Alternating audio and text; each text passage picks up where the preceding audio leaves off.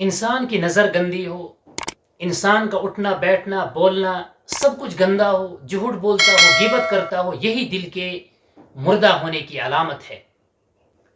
جب انسان اچھے کام کرتا ہے، انسان اللہ سے تعلق جوڑتا ہے، نمازوں کی پابندی کرتا ہے، قرآن کریم کی تلاوت کرتا ہے، تو یہی دل کے زندہ ہونے کی علامت ہے، یہی چیز دل کو زندہ کرتی ہے۔ بسم اللہ الرحمن الرحیم۔ معزز ناظرین، کیا آپ نے کبھی محسوس کیا ہے کہ نماز میں دل نہیں لگتا ہے؟ قرآن کریم کی تلاوت کرتے ہیں لیکن کبھی آنکھیں نہیں بھر آئی۔ جب دعا کرتے ہیں تو انسان کو لذت نہیں ملتی۔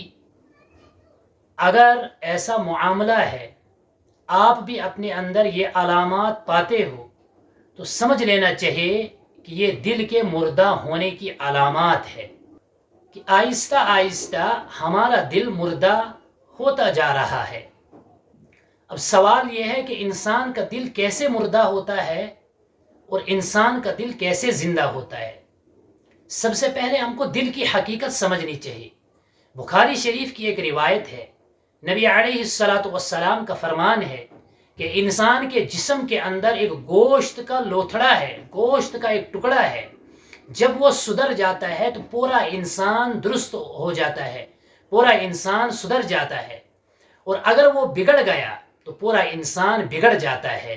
اگر انسان کو گناہوں سے نفرت ہے، عبادت میں اس کو لذت ہے، اور اس کو ہمیشہ اللہ کا خوف ہے، ہمیشہ وہ اللہ سے ڈرتا ہے، تو سمجھ لینا چاہیے کہ ایسے انسان کا دل زندہ ہے۔ اور اس کے بالمقابل اگر کسی انسان کو گناہ میں مزہ آتا ہے، گناہ کرنے کا بار بار دل کرتا ہے اور گناہ کرتا بھی ہے، اور عبادت میں اس کو لذت حاصل نہیں ہوتی، عبادت کی طرح زیادہ رجحان نہیں ہوتا، اور دین سے دوری ہے، تو ایسے انسان کا دل مردہ ہے، وہ مر چکا ہے۔ اس دل کے اندر جو نور ہونا چاہیے تھا، وہ نور اس دل کے اندر نہیں ہے۔ نبی علیہ السلام کا فرمان ہے کہ یعنی انسان کا دل کیسے مرتا ہے۔ آپ صلی اللہ علیہ وسلم کا فرمان ہے کہ جب کوئی بندہ گناہ کرتا ہے کہ تو اس کے دل پہ ایک نقطہ لگ جاتا ہے، اگر وہ اس گناہ سے توبہ کرتا ہے تو وہ نقطہ مٹا دیا جاتا ہے، یعنی اس کا دل پھر سے صاف ہو جاتا ہے۔ اور اگر یہی گناہ کو بار بار کرتا رہتا ہے، گناہوں میں ہی زندگی کو گزارتا رہتا ہے، تو اس کا دل پورا کا پورا سیاہ ہو جاتا ہے۔ یہی ہے دل کے مرنے کی علامت، اور اسی کو کہتے ہیں دل کا مرنا، کہ جب انسان کا دل بالکل ختم ہو جائے، سیاہ ہو جائے، اس کو حق نہ دکھنے لگے، اس کو گناہ میں لذت حاصل ہونے لگے، تو گویا کہ اس انسان کا دل مر چکا ہے، مردہ ہو چکا ہے۔ جیسے زمین بنجر ہوتی ہے کہ جب اس میں کھیتی نہیں کرتے ہیں تو اس میں جھاڑیاں اگتی ہے، اس میں طرح طرح کے مضر پودے اگتے ہیں جن سے انسان کو کوئی فائدہ نہیں ہوتا ہے، نہ جانور کے لیے وہ چارہ بن سکتی ہے۔ ٹھیک اسی طریقے سے جب انسان اپنے دل پر محنت کرنا چھوڑتا ہے، انسان اپنے دل کو ان کاموں سے دور رکھتا ہے جن کے کرنے کا اللہ اور اس کے رسول نے حکم دیا ہے، تو اس انسان کا دل مردہ ہو جاتا ہے۔ اب سوال یہ ہے کہ دل کو کیسے زندہ کرے، دل کو مردہ ہونے سے کیسے بچائے، کن چیزوں سے دل مردہ ہوتا ہے اور کن چیزوں سے دل زندہ ہوتا ہے۔ اگر ہم دیکھیں گے آج کل کے دور میں انسان کا دل کیسے مردہ ہوتا ہے، تو سب سے پہلی چیز ہے کہ انسان گناہوں کے دلدل میں پھنسا ہوا ہے۔